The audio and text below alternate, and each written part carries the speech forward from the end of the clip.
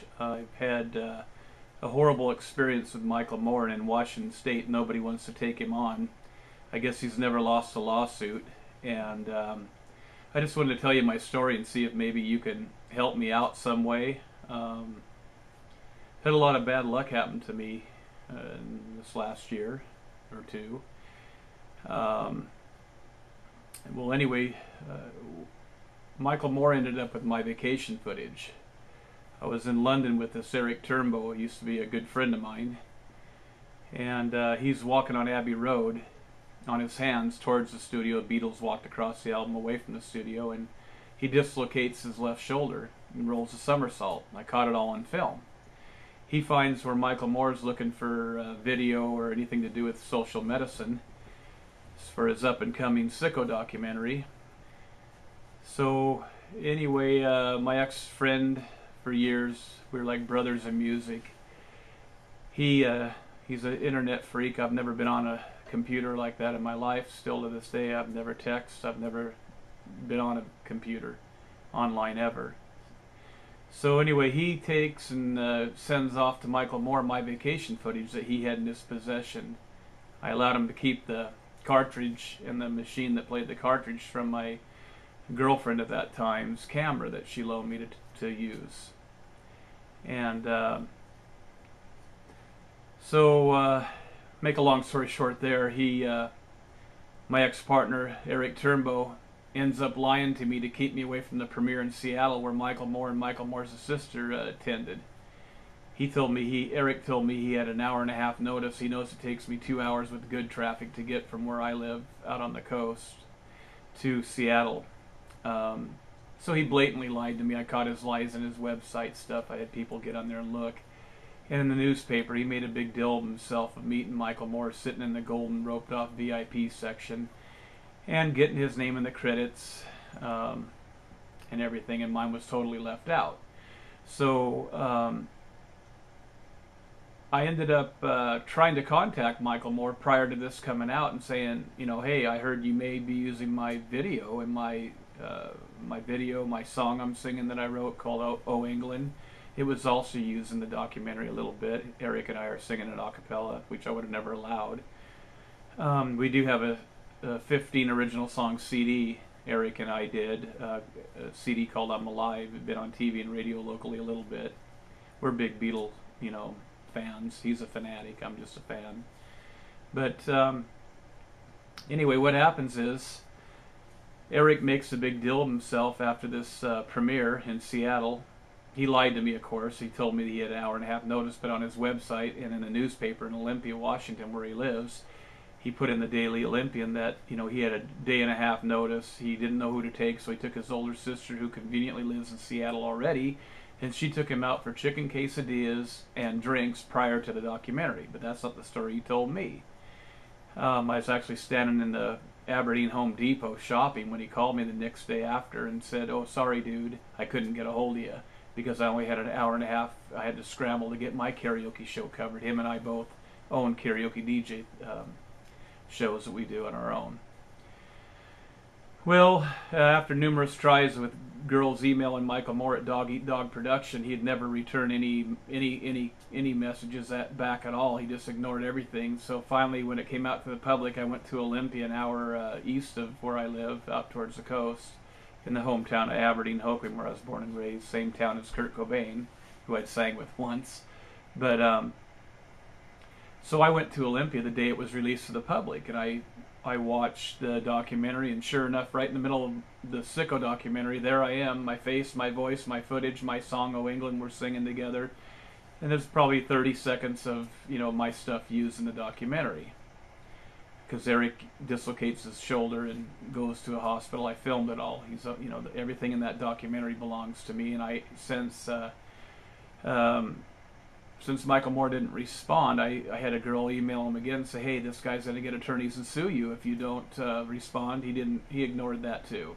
So I was forced to get attorneys out of Tacoma. They saw the deep pockets. They saw how he made $80 million in the first 3 years. He got an '07 Grammy for Best Documentary. And I was left out of everything, So I hired these attorneys. They took a contingent they would win. They went out and hired other people or talked with other people from California and all over, they claimed. They copyrighted my footage in my name solely to prove it was mine. We took my ex-friend partner into their offices in Tacoma with his attorney from Olympia. A 6.5-hour oral deposition, which he finally, after beating around the bush for hours and hours trying to snake his way out of this, he finally admitted that he had no right to give Michael Moore my footage to be used for that reason that he used it for. So then we proceeded with the lawsuit against Michael Moore after we got our ducks in a row with my ex-partner that gave him the footage.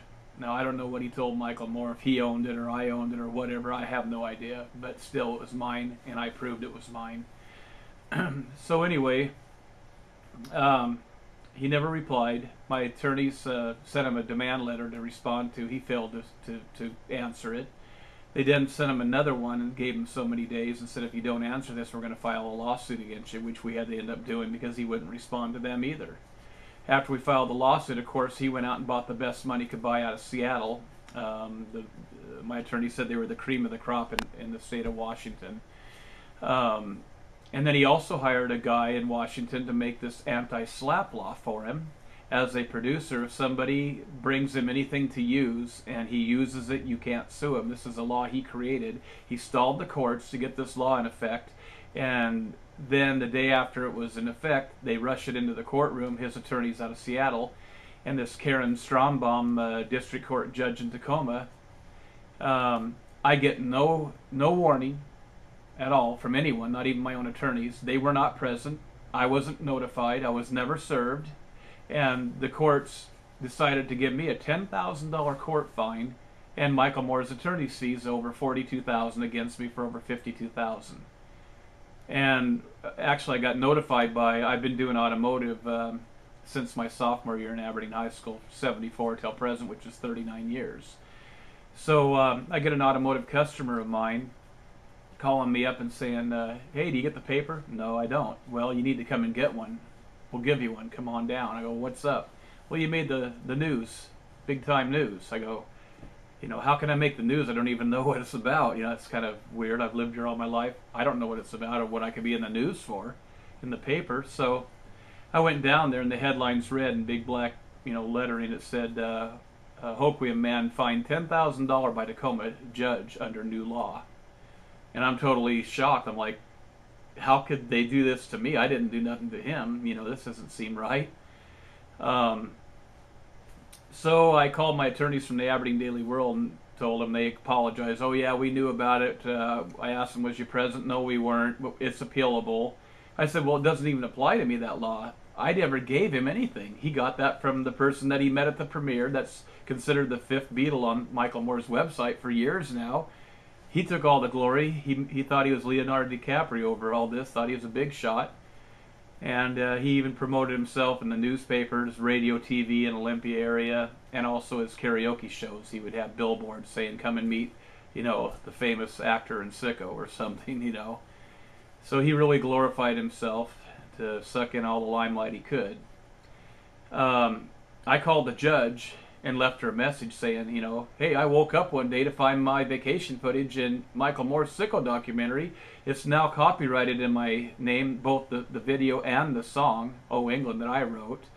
And how can you do this and take action against me when I did absolutely nothing to nobody? I woke up one day and found my vacation footage in his Universal documentary, the Sicko documentary. How can you do this to me? She has a guy call me back, say, don't call here no more. It's not fair to the other side that she talked to you and not them. And as long as you got legal representation, the guy told me, do not call back here ever again.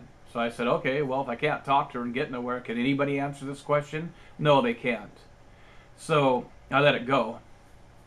Well then, as time goes on, after they did all this, their attorneys, then Michael Moore's attorneys go to my attorney and say, hey, look, we'll pay the $10,000 court fine and waive all attorney fees if you get your client to walk. So I was actually down in Vegas. I go for blackjack tournaments once a year sometimes. They called me up. I was there. They said, did you get the letter we sent you? I said, no, I'm not home. Well, you need to hurry up and get home, sign this document where the arrows say sign, and ship it immediately back to us as fast as you can. I said, well, what's this about? Well, he's too tough, his lawyers are too tough, and we're going to get deeper in debt, and we're going to step out of this case. And I'm kind of like shocked after them having this for 3.5 years working on it. I thought, all this wasted time and I get nothing. I said, I don't know. I do not want to sign off this case at all, because that means I get nothing. I'll go find somebody that has the kahunas to take on Michael Moore and not fear him and win this. And I want to take legal action against the judicial system and the judge herself, Karen Strombom, for doing this evil act against me that I did nothing to nobody. And I can prove it, and I'll take any lie detector test that anybody wants to send me to prove that I'm telling the absolute truth. And anyway, they said, get home, sign this paper. We have deadlines with the judge we have to meet, and you need to hurry up and get home and sign this. So I got home and signed it, put it in the mail. I got diabetes and blurry vision. I couldn't even read. I didn't even read any of it, because what they told me, I'm a person that just believes what I hear from people until something else comes up. So, you know, it's partially my fault for not getting out a magnifying glass and reading the fine print, I guess. But I've never been one to read. So I called, I'd sang with Kurt Cobain before he was ever famous one time, and I called his former attorney out of Seattle, and she told me, after I told her my story like I'm telling you, she said, you got a multi-million-dollar lawsuit if what you say is true. I said, I got my file from my attorney, and it's all true. There's nothing that's a lie. It's all true. I don't lie, for one, to anybody. I have no reason to, and I've never been known as a liar. So I ended up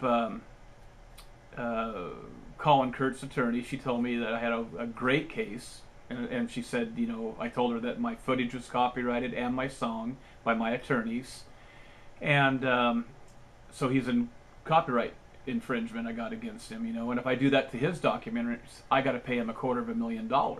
But he can do that to me over 1 million times, and has, and I can't do nothing. I can't make waves. I can't do anything. I was told that he's never lost a lawsuit ever to anyone. He's ripped off. He's twisted a lot of truths. There's all kinds of documentaries that we've been watching out there, how he's really messed people over, even service members that blow their limbs off. He's twisted their sayings and their words from other comments and try to make them look like fools in the public eye, like he did me.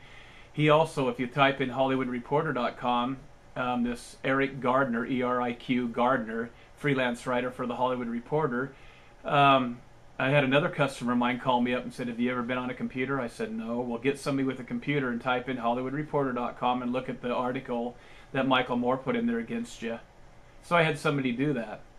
And sure enough, the article read that I walked on my hands on Abbey Road, I dislocated my shoulder, I gave him the footage, and then I tried to sue him. That's what he's telling the world. And, you know, I don't understand how he can go to such extreme lengths to pay all these people to bulldoze over the top of me illegally like this. And I went to the news. We have a Ken Schramm and a Get Jesse. They go out and expose people that are crooked, like, you know, unlicensed contractors and all these people getting ripped off. I think every state has them. And I hand-carried my files to the news companies in Seattle. One of them photocopied my whole file and gave it back to me, and they said they'd have him look into it and do a story possibly. But it's like everybody fears Michael Moore around here. Nobody wants to air anything against him. They're all afraid that he'll sue them. And here I'm sitting here with nothing now, and my attorneys lied to me. They told me, if you sign this off, we're relieving ourselves of the case. And I said, well, I don't want to sign it off. I want to carry it on. I'll find some. I should have went with a copyright attorney, I guess. I didn't know. I've never been involved in this kind of stuff ever, or courts. So I was pretty in the dark about all this. I figured my attorneys I hired from Tacoma knew what they were doing and was going to do me justice. But obviously, they got. I believe in my gut, my heart, that they got paid off for their time, and I got shafted and thrown under the bus. So after calling Kurt's former attorney, she told me to get the file and find out what I signed. I said, I don't know what I signed, actually. I never got to read it. They told me hurry up and sign it as soon as I get home, which I did, throw it back in the mail and get it to them immediately, and I never read it because there was such pressure on me so bad to get this back to them. And so I was actively seeking another attorney to take this over. And And that's why I called Kurt's attorney. And she told me, you got a multi-million-dollar lawsuit here. What you say is true. And I said, I got the file to prove it. I got newspaper articles that I put in Daily World. They did one on me with my photo in there saying, Harbor Man Sicko over Sicko. And Eric's done some to promote himself. And he lied. He left my name out of everything, just like on our CD. He takes all the credit and everything. He's just one of them kind of greedy little people and wants all the attention. So anyway, she told me, Kurt's former attorney, she told me to find out what I signed and if it was with prejudice. And so I called the secretary of my former attorneys, and she says, yeah, you signed everything off. You have no claim against Michael Moore at all, except for maybe the copyright infringement still active. But you signed the case off. I said, no, I told the attorneys I didn't want to sign off. And she says, well, you'll have to talk to them about it, but it's too late. It's already been signed off. So I called her back and told her, the bad news, that it was already signed off with prejudice. I mean, that means I couldn't reopen it. But I wanted to point out to you that they told me, my attorneys, that if I signed the papers, they would hook me up with news media to expose him for what he did to me, and a book publisher to write a story about this, so I can make money that way too. And they failed to ever call me back to this day. They'll never call me, and I know they won't. They never called me when they had the case. I had to call them every 8 months, say, where are we at in this? So I felt like they got paid off for their time. I'm sure they did. I have a strong feeling that why would anybody sign off a case like this and not get something after 3.5 years of work into it? They told me originally it's taken contingent that we win. If we don't win, you pay us absolutely nothing no matter what we invest in this. And then they turned around and said, no, if you don't sign these papers, we're going to put this $10,000 court fine and the $42,000 of his attorney's fees, over $52,000, in your lap. And I got ran over 9/14/02 by a methed out illegal drunken Mexican with a Washington state license and nearly killed me. I was on a ladder. He ran me over after he passed out from his meth high of 3 days of being up on meth and drunk, and nearly killed me. I ended up with 2 surgeries at University of Washington, had my head ripped open on top and stapled shut from a ladder that slammed me on top of my head. And I've had a lot of bad stuff. I had crooked contractors take me for over $230,000 in losses. I had a house that got hit in that '07 storm out here, 130-mile-an-hour winds from a millionaire's adjacent lot. A tree ripped through my house, and I ended up losing that. Yeah, these contractors really screwed me over. And then they turned me into L&I saying I was their contractor. That's another story in itself. And they tried to fine me $26,000 for hiring people, the only 2 I could find on the harbor, because everybody else in the phone book was totally booked. And these guys just took me. I didn't know they weren't licensed and bonded, but yet they have a trailer with their name, business name, and a phone number on it, and I thought they were legit, So anyway, and then I had my son get killed, my only son that was taken away from me at a young age, about 6 years old. My ex went back to the boyfriend before me and married him in the future, and they took my kid and slid up to California and then up to Fairbanks, and I had no contact for years, not even knowing where he was. He got killed tragically this summer in a head-on collision in Fairbanks, and there's a lot of drama behind that too. But I've always been a good person, never hurt anybody. I've been a real decent citizen, and I've never harmed anybody. I don't have records. I'm a clean living person, and now I'm really struggling after all the catastrophes that I've had over and over and over for years. Basically, it's pretty much run me into the ground, and I can hardly, instead of going on the system, which doesn't give me enough to live on, I'm still struggling with my aches and pains and taking 14 pills in the morning and at night, and my diabetes and all that. I'm 54 years old. I've just come to my wits' end, and I feel like doing something horrible to Michael Moore over this, because I'm just tired of all the bulliness he's put over on me, using his power and his money over me and lying to the world, telling the world that I did this when I didn't do anything. The judge had a guy call me and say, as long as you got legal representation, she won't talk to you and can't. It's not fair to either side. So then after I found out I signed the whole case off, I called back the judge, and I left her another message on the answering machine. I said, hey, this is Ken Aronson, the guy at the Michael Moore lawsuit. I'm no longer legally represented right now, so I think you owe it to me to explain how you can find me anything. All I did was take a vacation footage, and it ended up in his documentary illegally, and it's copyrighted in my name. I got 2 copyright infringements against Michael Moore, and this is how you deal with this, is you have a secret little court in Tacoma, Washington, and you listen to his attorneys only, and nobody's there to represent me. I don't get notified. I don't get served. No documents. Nothing. I don't understand how that can go on. I think it's all illegal. I don't think the judicial system has the right to impose anything against me when I'm not there to represent myself and my attorneys aren't present. They hear a one-sided story, believe in the lie, and I pointed that out to her. I said, somebody must have lied to you, Karen. I said, how can you do this to me? That law don't even apply to me. You know, he had that made 4 years after he had my footage. And I don't understand this. You know, how can you do this to me? I'm already hurting and broken down and out and barely surviving. You know, I don't know what I'm going to do in my future. I have nothing to fall back on, and I've lost about everything I've had. And, you know, I just, you know, I worry about paying my credit card bills and my bills every month now. I'm selling things and trying to survive and scrape by, and I've never had that problem in the past. I was always taking care of myself easily in the past, but things are going downhill quick, and I'm coming to my wits' end with all this pressure and stress, and I'm tired of being lied to the whole world, and people, you know, emailing back Hollywood Reporter what a scumbag I am for setting him up and trying to take his money. I did nothing to nobody. Absolutely nothing. Eric and I no longer have talked since all this happened. In fact, he called me up one day and said, why don't you get off my, excuse my language, but he said, why don't you get off my effing bandwagon, dude? I said, hey, if it wasn't for me and my camera, you wouldn't be in anything. So, anyway, I just wanted to tell you my story, and I have a book that I'm actually coming out with called I Can't Take No More, M-O-O-R-E. He's trying to buy my silence or silence me through, you know, his ways with his attorneys and everything.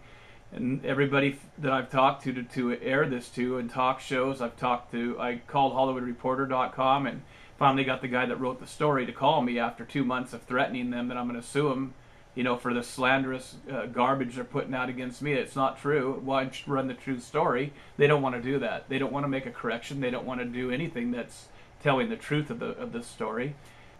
I just don't know where to turn at this point. I've called talk shows, you know, all these different talk shows trying to get them to air this. They're all afraid of Michael Moore. They don't want nothing to do with him. I ended up calling the judge back after I didn't have legal representation, and I told her, I said, hey, you know, this is Ken Aronson with the Michael Moore lawsuit. I'm no longer represented. I said, somebody must have lied to you. I told you this before. Those attorneys had to lie to you to do this action against me because nothing that makes sense what you did to me, you know. You find me, why? You know, because I took a vacation video, and I got in trouble because somebody stole my video and gave it to Michael Moore and didn't return it to me, and now I'm the one to blame for all this. You're telling the world that I walked on my hands, I hurt my shoulder, and, you know, I mean, this is just ridiculous. I told her the whole story, and I said, well, you know, I was angry at the time still about all this, and the attorney's doing me wrong. I said, why don't you just come down here and pick me up and throw me in prison and say I did all the future crimes in Washington. I killed everybody. I did all the crimes. Just blame it all on me and put me in jail for life. You know, I was angry. And maybe I shouldn't have said that to a judge, but I'm one of them people that just tell it like it is, you know. And that's how I felt at the time, and that's what I said to her on the phone. So anyway, I get a phone call from the U.S. Marshals. They have to meet me in person to see I ain't some whacked out person trying to hurt their judge. I had to go to the train station to Tacoma and tell them my story. They're saying, we're rooting for you. You need to sue your attorneys for malpractice. Turn them into the Bar Association. You need to take action against this judicial system and the judge if you can. But, you know, I mean, they didn't really know or how to direct me legally because they don't know.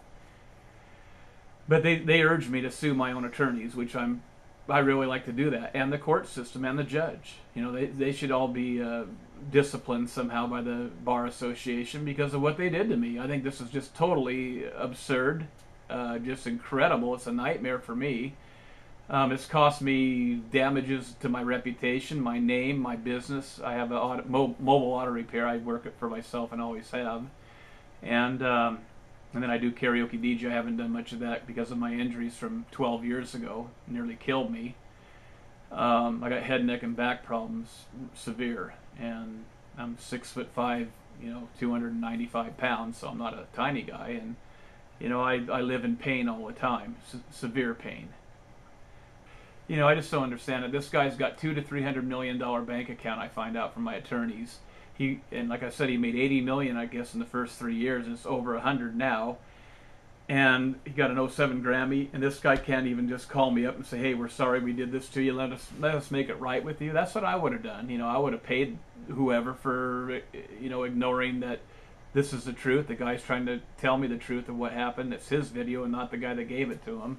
I don't know what to do, who to turn to from here. I've exhausted all my resources down here, and I don't have the money to hire attorneys, and that's what they all want, money. And I just can't. I can't afford it. I don't have any money to. I can't even pay my bills at this point. And I've been selling off all my vehicles, all my personal belongings, selling everything just to pay my bills because I'm so hurt I can't hardly work anymore. And I don't want to depend on this system because they don't give you nothing to live on, and so I just do what I can to survive.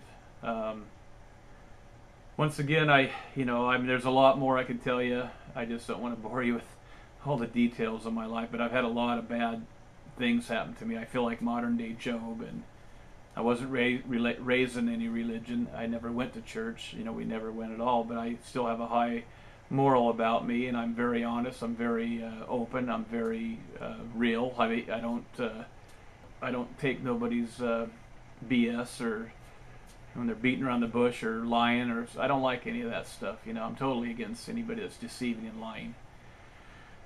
My phone number is 360-593-0676. I tried the Steve Wilco show, but they called me back and said, no, we would never do a show like that because we have to have him here and he'd never show up to respond to this. And I understand that because I wouldn't want to either. I'd be embarrassed if I was in his shoes. And, you know, I just don't understand why he'd go out and pay all this extreme amount of money to these lawyers and to people that he hired to build laws called the Anti-SLAPP law in Washington, you know, to cover him when he just can't pick up the phone and say, hey, you know, I'm sorry that, you know, we got this stuff under false pretense, or the guy that gave it to us lied. I don't know what he said to him. Maybe he said it was his footage. But they should have asked questions. You know, his people that work on his documentaries, his legal team should have said, who's the guy in this video? Who's shooting you walking your hands on Abbey Road, Eric? You know, who's singing this song, Oh England, with you? Whose song is it? Who wrote this song? You know, I mean, no questions were obviously asked by his legal team when they were putting this all together, because nobody called me up. Nobody asked for a waiver form to use my face unblurred, my voice, my video, my song, and then tell the world all these lies against me to make me look bad. You know, I mean, this is just ridiculous. I don't understand a guy that goes out and makes these documentaries to put down the healthcare systems for letting people die and ripping people off and kicking them out of their system because they don't want to cover a $100,000 surgery. I don't understand this. You know, he's just a total hypocrite. What he'd done, you know, what he does in his documentaries tries to make himself look like everything he says is gold, but it's not. And then he turns around and does this to me, you know? It doesn't make any sense at all. And then to have the court system do this to me in Washington State, I'm totally blown away by all this. I don't know what to think of anything. There is no such thing as scales of justice in our state. It's whoever has the biggest bag of money wins, and the fame and fortune. And that's wrong, you know? I mean, it's just totally wrong. I've always believed in honesty and fairness my whole life, and that's the way I live every day, every second of my day. And everybody around this county that I've lived in outside of being in the Air Force, when I graduated in '77, went right into the Air Force as a F-15 crew chief. But, you know, I'm just tired of having to defend myself and, you know, tell people this story over and over and over, and they all think I'm, you know, like the people in the world think that I was just trying to take his money from him, and it's the farthest from the truth. I had nothing to do with the guy ever. I've never exchanged anything to him, never spoke a word with him or anybody from his side. He wouldn't contact me. I made several attempts through women that have been on the internet that were friends of mine to have him answer the questions that they had for him, you know, like, why are you using this guy's video and his song and his footage and all this, and you need to contact him. He just ignored all of it. And you know, there's not a whole lot left that I could talk about, but like I said, it's just a lot of things compiling on me, and I don't want to be someone to lose it and want to go out and do harm to him. But, you know, if it would be anybody who would be harmed, it would be Michael Moore, because I just can't believe that he would do something like this to me. and I don't get any credit. My name's not in the credit, but my ex-partner's is. I didn't get any credit, didn't get any money, didn't get no recognition, never, all I did was get $52,000 in fines, and my attorney said, don't try to get another attorney because nobody will step into a case of this magnitude with this kind of money and debt already. It's going to cost them more and more money as time goes on because those attorneys are very, very smart. They're the cream of the crop of Washington, and you won't lose even though you got a 100% win case. You've got copyright infringement on them twice, where I should be paid $250,000 every time they violate that, which would be, I would be in probably the $1 billion mark right now if they were to hold against them every time they show in that documentary Sicko around the world. But I guess the poor man just can't collect. There's no defense for me. There's nobody to be an advocate for me. I've tried everybody. They all just run and hide and say no. They all close their doors on me and say, no, we don't want to help you. We can't do this. Without him being present, we can't do this or that. We'll get sued. It's like everybody fears him. This is just wrong, and I think that I hope it'd be a miracle if something comes of this. But I think that under the duress that they put on me and the threats, my attorney said, if you don't sign the document, we're putting this $52,000 in your lap or your next attorney's lap. So they basically financially threatened me even more. I had no choice to sign. I had to sign the documents that I didn't even read, And they told me, like I say, they were just walking away from the case because it was too difficult. After 3.5 years of taking this on, they said they just can't go any further. I think they got paid off. I really do.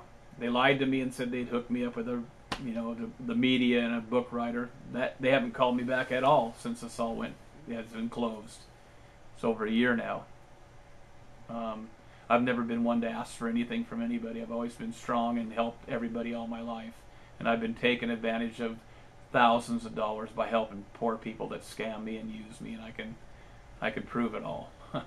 I just find it all appalling that they would, do this to me. I never even was there to represent myself or my attorneys. Nobody. They just listened to a one-sided story and ran with it and fined me $10,000. And I'm like going, how can you do this? I didn't know that was possible or legal to do this.